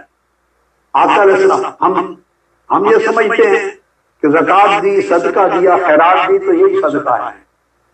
بہت لوگ ایسے ہیں جو آج کل مہنگائی کا زمانہ ہے خاص طور پہ, وہ اس پوزیشن میں نہیں کہ کسی کو مالی مدد کر سکے, ان کا اپنا گزر اوقات نہیں ہوتا, تو وہ صدقہ دینے اور خیرات کرنے کا جو عمل ہے اس کی خیر سے محروم ہو جائیں گے. تو آپ نے دین ایسا نہیں دیا کہ کوئی محروم ہو. فرمایا جو کچھ بھی نہ دے سکے, کسی کو کچھ بھی نہ دے سکے, وہ اپنے بھائی کے سامنے مسکراتا ہوا چہرہ لے آئے, چہرے پہ مسکراہٹ لانا بھی صدقہ ہے. کچھ بھی نہ دے سکے, مسکراہٹ میں تو پیسے نہیں لگتے, چہرے پر مسکراہٹ لے آؤ, اس مسکراہٹ سے مل لو دوسرے کو، فرمایا اس سے بھی صدقہ ہو جائے۔ اور طبیعت آقا علیہ السلام نے اپنی سیرت طیبہ کے ذریعے ایسی دی جس سے علماء کے لیے، وعظاء کے لیے، خطباء کے لیے، اور دین کے مبلغوں کے لیے، اور داعی جو لوگ ہیں ان کے لیے، اور دین کے طلباء کے لیے ایک سبق دیا کہ طبیعت کیسی ہو۔ ہم نے دین کا پورا تصور روکھا سوکھا بنا کے رکھ دیا، خوش روکھا سوکھا بنا کے رکھ دیا۔ اب یہاں ایک حدیث بتاتا ہوں جس نے مسند احمد بن حنبل میں اور ترمذی میں اور صحیح ابن حبان میں آئی ہے۔ جابر بن سمرہ روایت کرتے ہیں کہ میں جالست النبی صلی اللہ علیہ وسلم اکثر من 100 مرہ، ایک صحابی کہتے ہیں کہ میں 100 سے زیادہ مرتبہ آقا علیہ السلام کی مجلس میں بیٹھا ہوں۔ مجھے شرف ملا کہ 100 سے زیادہ ٹائم میں آقا علیہ السلام کی مجلس میں صحبت میں بیٹھا۔ فرماتے ہیں کہ میں نے ساری زندگی یہ دیکھا کہ جب حضور علیہ السلام بیٹھے ہوتے تو صحابہ کرام پر کوئی وحشت اور دہشت طاری نہیں ہوتی تھی، پریشان حالی طاری نہیں ہوتی تھی۔ ایسا نہیں ہے کہ اس قسم کا طاری ہو جائے کہ سانس لینا مشکل ہو جائے، دشوار ہو جائے بیٹھنا، نہیں۔ فرمایا فکان اصحابہ یتناشدون الشیء ویتذاکرون اشیاء من امر الجاہلیت وساکت فربما تبسم معه۔ فرمایا میں دیکھتا تھا کہ صحابہ کرام آپ کی مجلس میں اشعار پڑھتے تھے، شعر و شاعری شروع کر دیتے تھے، مختلف شعراء کے شعر پڑھتے تھے، صاف ظاہر اچھے پسندیدہ پاکیزہ شعری پڑھتے تھے، دوسرا تو تصور بھی نہیں کیا جا سکتا۔ لیکن صحابہ کرام گزرے تھے، ان کے اشعار پڑھتے تھے، اور کبھی دور جاہلیت کے واقعات سناتے تھے، میرا فلاں وقت میں ادھر گیا یہ ہوا۔ دوسرے صحابی کہتے تھے فلاں جگہ میرا معاملہ ہوا، فلاں جگہ طائف میں یہ ہوا۔ پھر کوئی کہتا فلاں سفر میں میرے ساتھ یہ ہوا۔ اپنے جاہلیت کے کیا سناتے تھے۔ عزت کی قسم آقا اسلام نے کبھی منع نہیں فرمایا، وہ وساکت ہم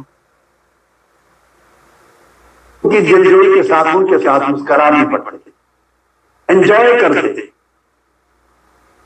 اور دوسری روایت میں ہے کہ کان اصحابہ یتناشدون الشعر عندہ ویذکرون اشیاء من امر الجاہلیت ویضحکون فیبتسم معهم اذا ضحکوا۔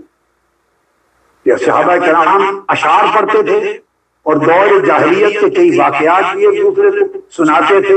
آقا علیہ السلام صرف خاموشی سے سنتے نہیں تھے بلکہ کئی مرتبہ صحابہ کرام کو ہنسی بھی آتی تھی۔ ایک واقعہ سن کے صحابہ کرام ہنستے بھی تھے، آقا علیہ السلام بھی جب وہ ہنستے ان کے ساتھ تبسم فرماتے تھے، یعنی ان کے ساتھ شریک رہتے اس پوری مجلس میں، ان کی خوشی جس چیز میں فیل کرتے آقا علیہ السلام وہی عمل کرتے، وہ انجوائے کر رہے ہیں اشعار کو تبسم فرماتے تھے، واقعہ سے ہنس رہے ہیں آقا تبسم فرماتے تھے، کیا کہانی لگاتے تھے، کیونکہ آپ نے فرمایا آقا علیہ السلام سے زیادہ تبسم کرنے والا میں نے کوئی شخص دنیا میں نہیں دیکھا۔ ہر وقت تبسم آقا کے چہرے پر۔ اس لیے یہ طبیعت کی وہ نرمی ہے جس کا ذکر میں نے کیا۔ حضور السلام نے فرمایا ان اللہ یحب الرفق فی الامر کلہ، صحیح بخاری میں ہے کہ آپ تعلیم دیتے تھے کہ ہر معاملے میں اللہ پاک نرمی کو پسند کرتا ہے، ہر معاملے میں جس کی طبیعت میں نرمی ہے وہ پسند کرتا ہے۔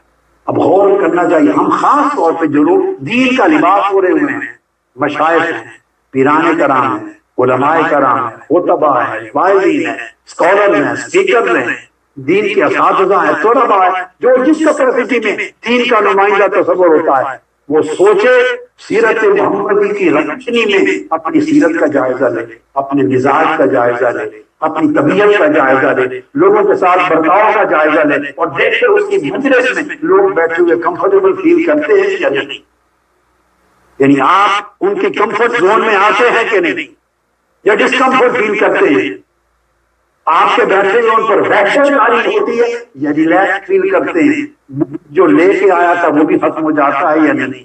تو طبیعت وہ سیرت محمدی کے مطابق ہے کہ جو آدمی بوجھ دل کے ساتھ آئے تو اس کا بوجھ آپ کی مجلس میں بیٹھ کے اتر جائے۔ اور اس غریب کو پہلے پریشان ہے، آپ کے مجلس میں بیٹھ کے ایک روح کا جب پڑ جائے، مصیبت میں پھنس جائے، وہ کون سی سیرت ہے، یہ کون سی روحانیت، یہ کون سا اخلاق ہے، یہ کون سی دین کی تعلیم؟ ہم نے کبھی آقا علیہ السلام کی سیرت طیبہ کی عورت کو پلٹ کر نہیں دیکھا۔ حضور علیہ السلام نے فرمایا من یحرم الرزق یحرم الخیر، جس شخص کو نرمی سے محروم کر دیا گیا وہ سمجھے کہ ساری خیر سے محروم ہو گئے، ساری خیر ناری طبیعت کے اندر ہے۔ پھر ایک حدیث میں ہے، امام احمد بن حنبل نے مسند میں روایت کی، فرمایا الا اخبرکم بمن یحرم علی النار اور بمن تحرم علیہ النار علی کل قریب حین سعد۔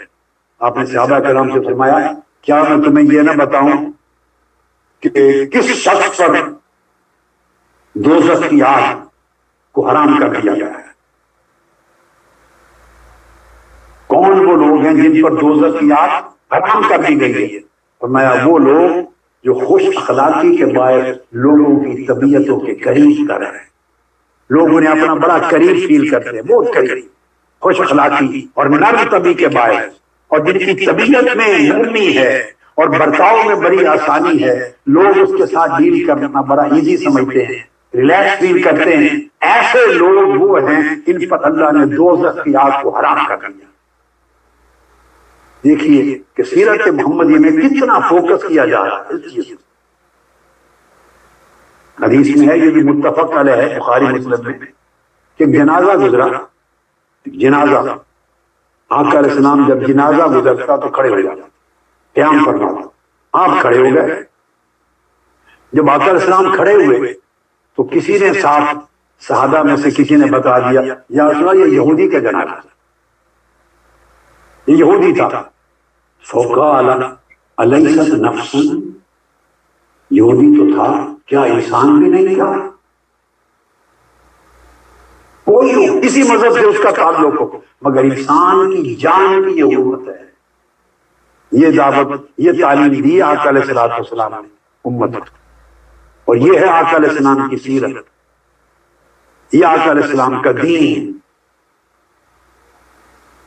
آپ نے خود ارشاد فرمایا، یہ بھی صحیح بخاری اور مسلم میں ہے، کہ کئی مرتبہ میرا دل چاہتا ہے کہ نماز میں لمبی قرات کروں، اللہ کے حضور کھڑا ہوں، قرات کروں، قرآن مجید زیادہ پڑھوں، پڑھنا چاہتا ہوں، اچانک پیچھے سے مسجد میں کسی بچے کے رونے کی آواز آ جائے۔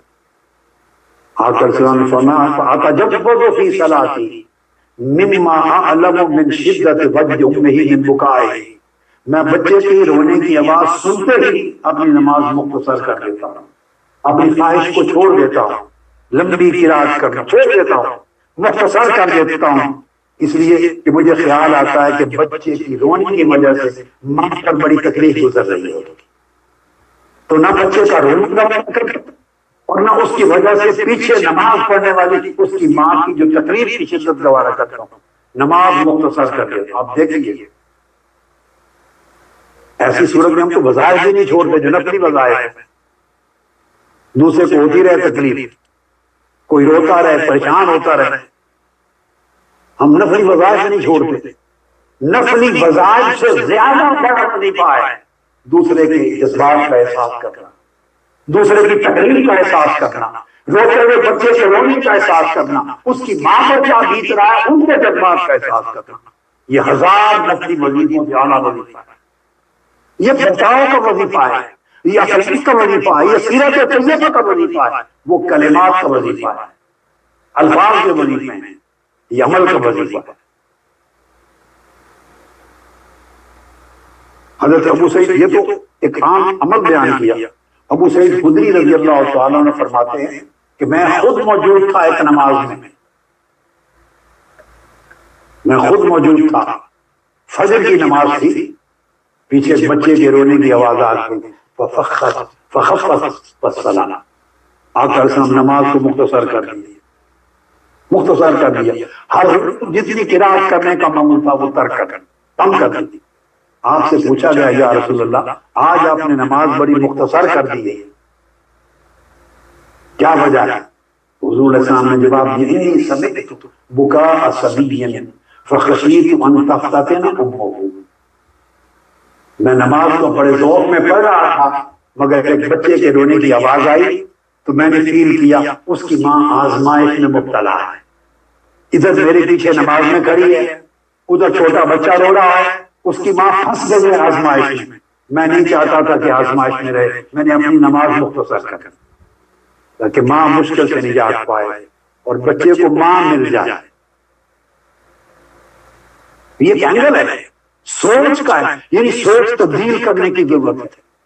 ہم نے دین اور مذہب کو اور سیرت کو اخلاق، روز مرہ کے احساسات، جذبات اور برتاؤ سے دل کو جدا کر دیا، مراسم اور مناسک کا دین بنا دیا۔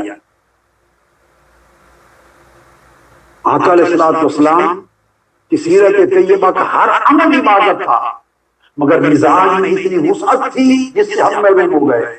زید بن ثابت رضی اللہ تعالیٰ عنہ روایت کرتے ہیں کہ آقا علیہ السلام کا طریق یہ تھا، حضور علیہ السلام کے ساتھ بیٹھتے آپ کی مجلس میں، جب کبھی ہم آخرت کا ذکر شروع کرتے، قیامت کا، آخرت کا، تو آقا علیہ السلام ہمارے ساتھ آخرت کا ذکر شروع کر دیتے۔ اگر ہم دنیا اور کاروبار، تجارت اور دنیاوی معاملات کا ذکر شروع کرتے تو آقا علیہ السلام ہمارے ساتھ دنیاوی معاملات کا ذکر شروع کر دیتے۔ اگر ہم کھانا پینا، فلاں کا کھانا اچھا کا ذکر شروع کرتے، آقا علیہ السلام ہمارے ساتھ بھی کھانے اور پینے کا ذکر شروع کر دیتے تھے۔ الغرض کل ھذا حجۃ من رسول اللہ کا یہ سب عمل ہے جو آقا علیہ السلام کا میں تمہیں بیان کر رہا ہوں۔ یعنی مجلس میں اگر لوگ اس میں بھی بات کر رہے ہیں جنت کی تو آپ جنت کا ذکر سناتے ہو، دنیاوی کاروبار کا ذکر کر رہے ہیں تو آپ اس موضوع میں شامل ہو جاتے ہیں، کھانے پینے کی بات کر رہے ہیں ان میں شریک ہوتے، یعنی اہل مجلس جس موضوع میں خوشگواری محسوس کرتے آقا علیہ السلام اسی موضوع میں ان کے ساتھ شریک ہو جاتے ہیں۔ اور تصوف اور روحانیت میں اور روحانی اور اولیاء صوفیاء کے اخلاق میں فتویت اس شے کا نام ہے کہ آپ کے مجلس میں بیٹھے ہوئے لوگ جس چیز میں خوشگواری اپنے آپ کو فیل کرے اس میں شریک ہو جانا، یہ ہے سیرت۔ ایسا نہیں ہے کہ کوئی مختلف ذوق رکھنے والا شخص آپ کی مجلس میں بیٹھنا پسند ہی نہ کرے، کیونکہ اس کا ذوق ہے۔ ہاں، حدود حلال اور حرام کی حدود ہیں، جائز اور ناجائز کی حدود ہیں، امر اور نہی کی حدود ہیں، مگر جائز کی حدود میں اس کا ذوق اور ہے۔ آپ اس کی بات اتنی خوش طبیعت ہے کہ سن ہی نہیں سکتے، آپ نے اپنی بات شروع کر دینی، وہ کوئی اور سننا چاہتا ہے، کسی اور چیز میں آپ کی رائے لینا چاہتا ہے، کسی اور چیز میں خوشگواری محسوس کر رہا ہے، آپ اس کی خوشگواری کا احساس نہیں کرتے، جو آپ کے اندر جمع ہوا وہی شروع کر دیتے ہیں بات۔ یعنی موافقت نہیں ہے اہل مجلس کے ساتھ، سوچ میں، گفتگو میں، عمل میں۔ یہ موافقت پیدا کرنا اہل مجلس اور اہل تعلق میں یہ دین کی روح ہے اور سیرت نبوی صلی اللہ علیہ وسلم کا خاص حصہ ہے۔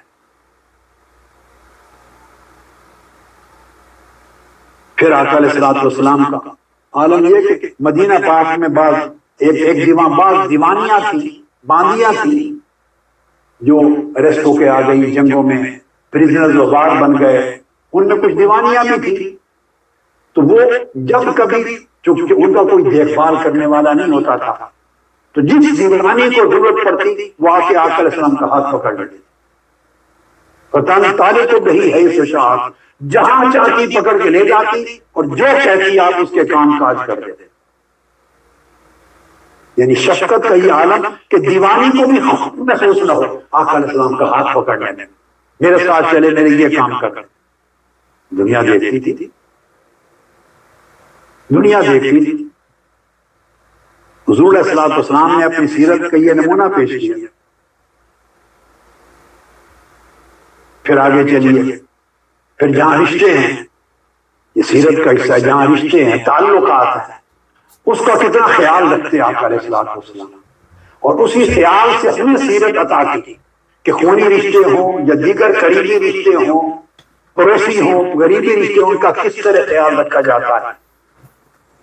ابو طفیل روایت کرتے ہیں، یہ سنن ابی داؤد کی حدیث ہے، سنن ابی داؤد، وہ روایت کرتے ہیں کہ میں نے خود دیکھا کہ آقا علیہ الصلوۃ والسلام جعرانہ کے مقام پر، یہ بھی غزوہ حنین سے واپس پلٹے ہیں، جعرانہ کے مقام پر آپ گوشت تقسیم فرما رہے تھے، میں نے دیکھا. فرماتے اذ اقبلت امرأة حتى دنت الى النبي. ہم دیکھ رہے تھے ایک خاتون آئی، بوڑھی خاتون آقا علیہ السلام کے قریب ہوئی اور قریب آ کے بیٹھ گئی. ہمیں نہیں معلوم یہ کون ہے. فباسط لها رداءه. آقا علیہ السلام نے اپنی کملی بچھا دی اس خاتون کے لیے، کملی بچھا دی. وجلست علیہ، اور وہ آقا علیہ السلام کی چادر پہ بیٹھ گئے. فقلت من ہی. حضرت ابو طفیل فرماتے ہیں میں نے پوچھا یہ کون ہے خاتون؟ فقال، تو دیگر صحابہ جو پاس بیٹھے تھے انہوں نے کہا یہی امہ التی ارضعت، یہ آپ کی رضائی ماں ہے، یعنی حلیمہ سعدیہ جس نے آپ کو دودھ پلایا. اور یہ فتح مکہ کے بعد کا واقعہ ہے. اندازہ کرنے عمر کیا ہو گئی ہو. فتح مکہ 8 ہجری میں ہوئی ہے. آپ کی عمر مبارک اس وقت 61 برس تھی. 61 برس. اور ان کی عمر کتنی ہو گئی جنہوں نے دودھ پلایا؟ حلیمہ سعدیہ رضی اللہ عنہا اپنی کمری بچھا دی ان کے لیے. اتنی عزت و تکریم کی. پھر حدیث میں آتا ہے، یہ بھی سنن ابی داؤد میں سیاستہ میں حدیث ہے، کتاب الادب کے اندر صحابہ بیان کرتے ہیں کہ آقا علیہ السلام نے ایک روز تشریف فرما ان کے رضائی والد آئے حضرت حارث، حضرت حلیمہ سعدیہ کے شوہر. آقا علیہ السلام نے ان کے لیے اکراماً اپنی چادر بچھا دی. فقعد علیہ، وہ اس پر بیٹھ گئے. ثم اقبلت امہ، پھر آپ کی والدہ آ گئی، رضائی والدہ حضرت حلیمہ سعدیہ. آقا علیہ السلام نے ان کو بھی اپنے کپڑا اپنی چادر پر گھستا بچھا دیا. وجلست علیہ، وہ بھی اس پر بیٹھ گئی. ثم اقبل اخوک من الرضاع، پھر آپ کا رضائی بھائی آیا جس نے جو ان کا بیٹا تھا آقا علیہ السلام کے ساتھ مل کے دودھ. وقام له رسول اللہ فاجلسه، پھر چادر نہیں بچی تھی اس کے لیے آقا علیہ السلام کھڑے ہو گئے، کھڑے ہو کے اپنے سامنے بٹھا دی. پھر ان سے گفتگو کی. پھر حضرت حلیمہ سعدیہ میں ایک حدیث میں آتا ہے کہ وہ ان سے احوال آقا علیہ السلام نے پوچھے. یہ پہلے کا واقعہ ہے. حضرت خدیجہ الکبریٰ رضی اللہ تعالیٰ عنہا بھی حیات، شادی ہو چکی تھی. یہ اب اس سے پہلے کا واقعہ ہے. فرماتے ہیں کہ اس زمانے میں حضرت خدیجہ الکبریٰ رضی اللہ تعالیٰ عنہا کی حیات میں ابھی ہجرت نہیں فرمائی تھی. تو حضرت حلیمہ سعدیہ آئیں، آپ ان کے حال احوال پوچھتے رہے. انہوں نے بتایا بڑی افلاس ہے، حالات اس طرح کے ہیں. آقا علیہ السلام نے ان کو رخصت کرتے ہوئے 40 بکریاں اور اونٹ لاد کے غلے کر دیا. ایک ملاقات 40 بکریاں اور غلے کا اونٹ لاد کر دیا. اور ایک جلیل القدر تابعی روایت کرتے ہیں کہ آقا علیہ السلام ہم بیٹھے تھے، صحابہ کہتے ہیں ہم بیٹھے تھے، خاتون آئی. فلما دخلت علیہ قال امی امی وعمد الى ردائه فبسطه لها وقعدت علیہ. ایک خاتون آئی، آقا علیہ السلام دیکھتے ہی اٹھے، فرمایا میری ماں، میری امی جان، میری امی جان. پھر اپنی چادر بچھا دی، وہ چادر کے اوپر بیٹھ گئی. یہ تقریم تھی دوسروں کی، جنہیں دودھ پلانے والی والدہ کی تقریم، رشتوں کی تقریم. اور یہ تو والدہ کی بات ہے، والد کی بات ہے، بھائی کی. آگے سنی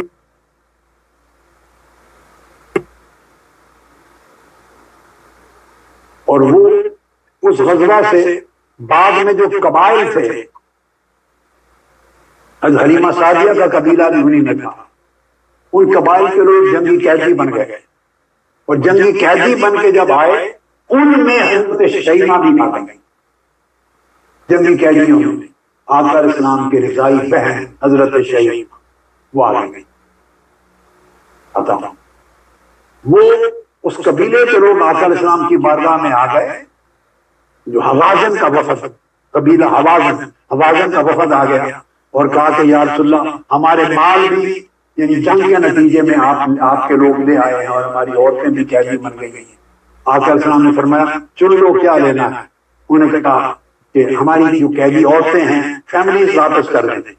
آقا علیہ السلام نے فرمایا ابھی حدیث ہے امام نسائی نے سنن کتاب الہبہ میں روایت کی، آپ نے فرمایا دیکھو جو تو میرے حصے میں یا قبیلہ بنو ہاشم کے حصے میں آئے ہیں وہ میں نے سارے آزاد کر دیے، تو تمہیں دے دیے جو میرے حصے میں ہیں اور بنو ہاشم کے حصے میں آزاد، مگر باقی سارے جنگی قیدی مختلف صحابہ جو لشکر میں تھے ان میں تقسیم ہو چکے ہیں، ان پر میں حکم نہیں چلا سکتا، ان کا رائٹ ہے، وہ تقسیم ہو چکے۔ انہوں نے کہا اب ہم کیا کریں؟ فرمایا میں تمہیں ایک طریقہ سکھاتا ہوں، آپ دیکھیے کیا کمال ہے آقا علیہ السلام کی خلق کا، آپ کی شفقت کا، آپ کی عنایت کا، وسعت ظرفی کا کیا کمال ہے۔ فرمایا جو بنو ہاشم اور ہمارے حصے میں ہے سب آزاد، جو باقی سب صحابہ کے پاس ہیں ان کے لیے طریقہ یہ ہے کہ نماز ظہر جب ہم پڑھیں گے تو تم نماز ظہر کے بعد کھڑے ہو جانا، نماز ظہر جب میں پڑھاؤں گا کھڑے ہو جانا اور کھڑے ہو کے کہنا فقولوا انا نستعین برسول اللہ صلی اللہ علیہ وسلم علی المؤمنین فی نسائنا و ابنائنا۔ یہ سنن نسائی کی حدیث ہے جو بتا رہا ہوں، تم کھڑے ہو کے کہنا کہ ہم رسول پاک صلی اللہ علیہ وسلم سے مدد مانگتے ہیں، مدد مانگتے ہیں اپنی اولادوں اور اپنی فیملیز کے حوالے سے کہ آزاد کر دیا جائے۔ تم اس طرح پکارنا، سب کے سامنے کھڑے ہو جانا اور کہنا یا رسول اللہ ہم آپ کی مدد مانگتے ہیں، ہماری فیملیز کو آزاد کر دیا جائے۔ بس اس کے بعد دیکھتے ہیں کیا ہوگا۔ ان کو یہ بات سکھائی، پھر نماز پڑھی، نماز کے بعد وہ کھڑے ہو گئے، انہوں نے کہا یا رسول اللہ ہم آپ کی مدد مانگتے ہیں، ہماری فیملیز بچے بیویاں آزاد ہو جائیں۔ آقا علیہ السلام نے سب صحابہ کرام کے سامنے فرمایا میرے اور خاندان عبد المطلب کے حصے میں جتنے قیدی آئے ہیں سب آزاد کر دیے، میں نے آزاد کر دیے، وہ تمہارے ہو گئے لے جاؤ، مگر باقیوں پر میں حکم نہیں چلا رہا تھا۔ جب آقا علیہ السلام کا جملہ سنا مہاجرین کھڑے ہو گئے، عرض کیا یا رسول اللہ جو ہمارے حصے میں ہم بھی آپ کے صدقے آزاد کر دیں۔ اس کے بعد انصار کھڑے ہو گئے، انصار نے کہا یا رسول اللہ جو ہمارے حصے میں وہ بھی سارے آزاد کر دیں، ان کی ساری فیملیز کو آزاد کر دی۔ سل اب آگے دلچسپ حصہ ہے، سب کچھ ہو گیا۔ کئی عرب لوگ ایسے تھے جو فتح مکہ کے بعد داخل ہوئے تھے، بات تو سمجھ گیا نا۔ انصار وہ تھے جو مدینہ پاک کے ساتھ آئے تھے، مہاجرین وہ تھے جو مکہ سے ہجرت کر کے مدینہ پاک گئے تھے۔ یہ تو قربانیاں دینے والے لوگ تھے جنہوں نے عمر بھر قربانیاں دی تھی، انہوں نے تو آقا علیہ السلام کا فرمان سنا اور عمل تو سب آزاد کر دیے کبھی ملے۔ اب وہ لوگ رہ گئے، جب فتح مکہ ہوئی یاد رکھنے تو 8,000 صحابہ آئے تھے ساتھ، 8,000، اور جب غزوہ حنین میں چلے تو 2,000 لوگ نو مسلم جنہوں نے تازہ تازہ اسلام قبول کیا تھا فتح مکہ کے موقع پر وہ بھی شریک ہو گئے۔ اب وہ جو قبائل عرب کے رہ گئے جنہوں نے دیکھا دیکھی اسلام بھی قبول کر لیا اور سمجھا کہ اب فتوحات ہی فتوحات ہیں لہذا مال غنیمت ملے گا، وہ ساتھ ہو لیے۔ اب وہ عرب قبیلے رہ گئے، وہ بھی مال غنیمت میں فیملیز کو لے چکے تھے۔ آقا علیہ السلام نے خاندان بنو ہاشم کے حصے کے بھی رہا کر دیے، مہاجرین صحابہ نے بھی آزاد کر دیے، انصار صحابہ نے بھی آزاد کر دی۔ اب قبائل عرب کے کچھ لوگ رہ گئے جو تو آئے ہی مال کے لیے تھے، نہ وہ مہاجرین میں سے تھے نہ انصار میں تھے۔ انہوں نے سوچا ہم کیوں آزاد کریں، تو وہ بیٹھے رہ گئے، انہوں نے آزاد نہیں کیے۔ تو آقا علیہ السلام نے ان سے فرمایا تمہارا کیا ارادہ ہے، چاہو آزاد نہ کرو ان کو لے جاؤ، اور چاہو اگر آزاد کرنا چاہو آپ کی مرضی ہے تو ایک ایک کے بدلے میں اونٹ کے عنایت کرتا ہوں، بدلہ دیتا ہوں۔ وہ خوش ہو گئے، انہوں نے کہا انہوں نے تو مزدوری کرنی تھی، اب غلے سے بھرے ہوئے اونٹ مل جائیں گے۔ انہوں نے کہا ہم آزاد کرتے ہیں، وہ آزاد کرتے گئے، آقا علیہ السلام بڑے لدے ہوئے اونٹ غلے سے ان کو عطا کرتے گئے، دے کے سب کچھ حوازن قبیلے کے سارے قیدیوں کو آزاد کروایا۔ کیوں؟ یہ قبیلہ وہ تھا جن حضرت حلیمہ سعدیہ تھی، جن سے حضرت شیمہ تھی، جنہوں نے آقا علیہ السلام کو دودھ پلایا تھا۔ اس بچپن کے وقت کی ہوئی بلائی کا بدلہ اس انداز سے آقا علیہ السلام نے عطا کیا۔ اور جب یہ ہو گیا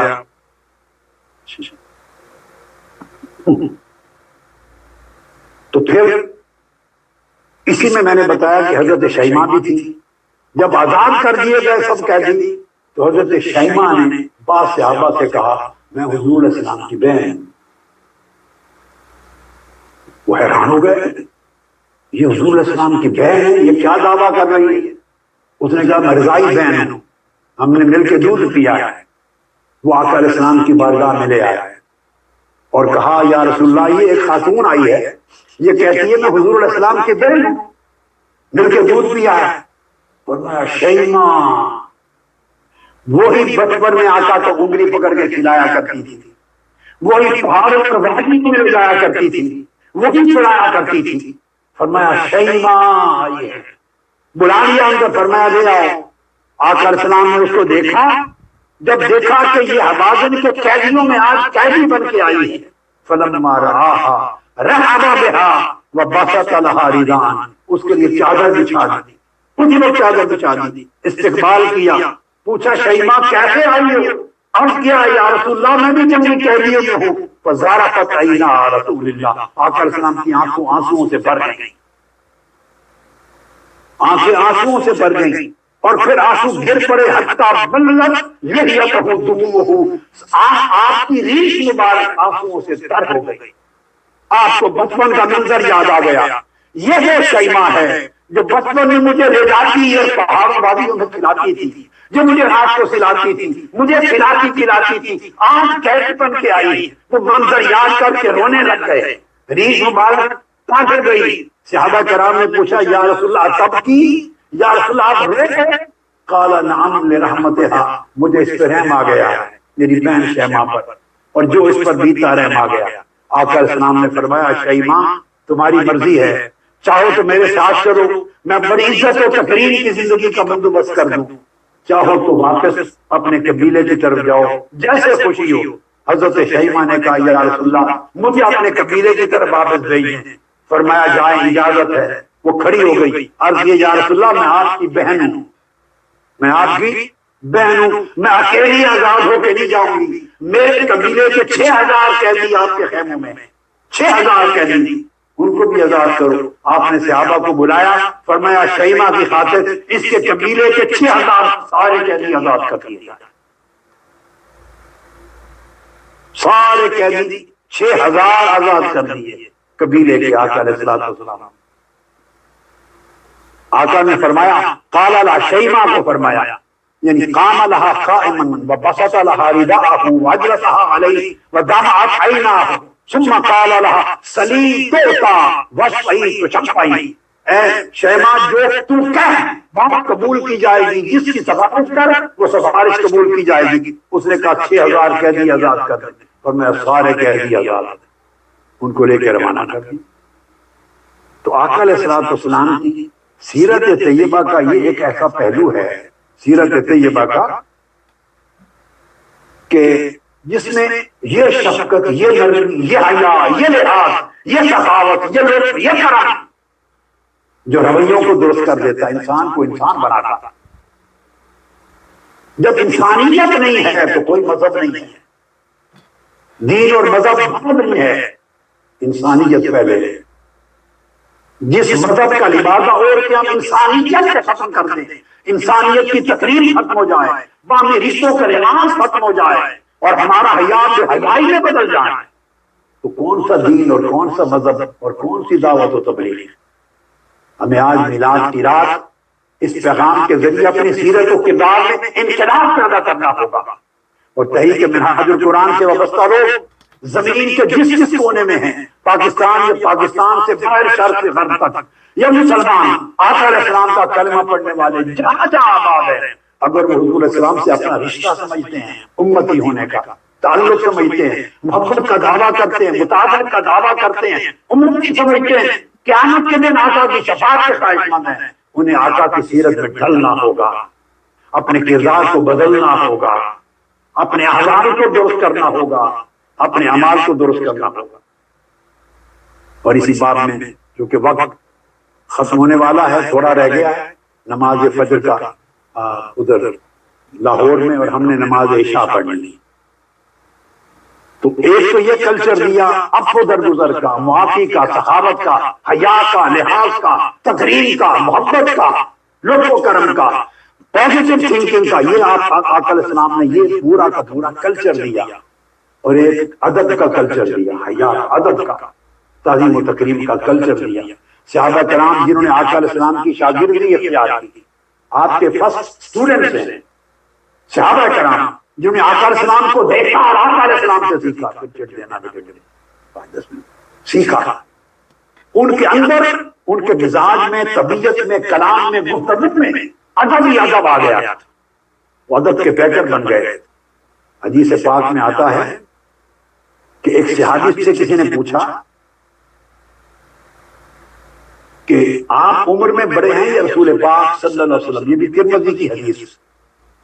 انہوں نے اندازہ کرنے جواب میں کہا وقال رسول اللہ اکبر منی وانا اقدم منہ فی المیلاد، فرمایا بڑے تو حضور ہی ہیں صلی اللہ علیہ وسلم، بس میں پیدا پہلے ہو گیا. اب دیکھیے آقا علیہ السلام نے کیا ادب کا شعور عطا کیا تھا کہ ان کے کلمات بھی ادب سے، تعظیم و تکریم سے بھرے. فرمایا بڑے آقا علیہ السلام ہی ہیں، وانا اقدم منہ فی المیلاد، میری تو پیدائش پہلے ہو گئی. اسی طرح دوسری حدیث بھی ترمذی میں ہے، حضور علیہ الصلوۃ والسلام کا جو بیان کیا وہ حضرت یہ مسند ابن ابی شیبہ میں، مصنف ابن ابی شیبہ میں اور حاکم میں حضرت عباس بن عبد المطلب سے پوچھا گیا جو آقا علیہ السلام کے چچا ہیں، حضور علیہ السلام کے چچا حضرت عباس بن عبد المطلب، ان سے پوچھا گیا انت اکبر من نبی، آپ عمر میں آپ بڑے ہیں یا حضور علیہ السلام بڑے؟ فقال هو اکبر منی وانا ولدت قبلہ. عرض کیا عباس رضی اللہ تعالیٰ عنہ نے بڑے تو حضور ہی نے، میں جنم پہلے گیا، بڑے تو حضور ہی ہیں، میں جنم پہلے گیا، میری ولادت پہلے ہو گئی، انا ولدت قبلہ، بڑے تو آقا علیہ السلام ہی. آپ اندازہ کریں کہ کیا ان کے شعور میں، ان کے لب و لہجے میں، ان کے کلام میں، انداز میں ادب اور تعظیم و تکریم آ گئی. ہم اپنے گریبانوں کو جا کے کیا جب آقا علیہ السلام کا ذکر کرتے ہیں، صحابہ کا ذکر کرتے ہیں، اہل بیت اطہار کا، ائمہ کا، اولیاء کا، صالحین کا، اکابر کا، کیا اس ادب کے لہجے میں کرتے؟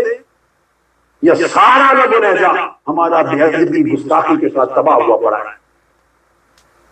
ایک صحابی ہیں امام نسائی اور ابن ماجہ نے روایت کیا ہے، انہوں نے پوچھا حضرت برا بن عازب رضی اللہ تعالیٰ عنہ سے کہ وہ کون سے جانور ہیں جن کی قربانی حضور علیہ السلام نے منع فرمائی تھی، جن کی قربانی منع ہے، وہ کون کون سے جانور ہیں؟ انہوں نے اشارہ کیا 4 انگلیوں کا اس طرح ہاتھ سے کہ 4 جانور ہیں ایسے ایسے ایسے جن کی قربانی کرنے سے منع فرمایا تھا، مگر یہ کہہ کے کلام کرنے سے پہلے بولے وَيَدِي أَكْثَرُ مِنْ يَدِهِ، میں جو اشارہ کر رہا ہوں انگلیوں کا، میرے ہاتھ اور انگلیاں حضور کے ہاتھ جیسی نہیں ہیں، میری انگلیاں، میرا ہاتھ حضور کے ہاتھ اور حضور کی انگلیوں جیسا نہیں، یہ بہت چھوٹا ہے، میں تو سمجھانے کے لیے اشارہ کر رہا ہوں، ان 4 جانوروں کی قربانی کو منع فرمایا. اب اندازہ کریے صحابہ کرام یونیورسٹیوں پہ پڑے ہوئے نہیں تھے، یہ یونیورسٹیز کے گریجویٹ نہیں تھے، نہ یونیورسٹیز تھی، نہ کسی اسکول اور کالج اور مکتب کے پڑے ہوئے تھے، یہ تو معاشرہ وہ تھا جو لکھنے پڑھنے والا معاشرہ ہی نہیں تھا.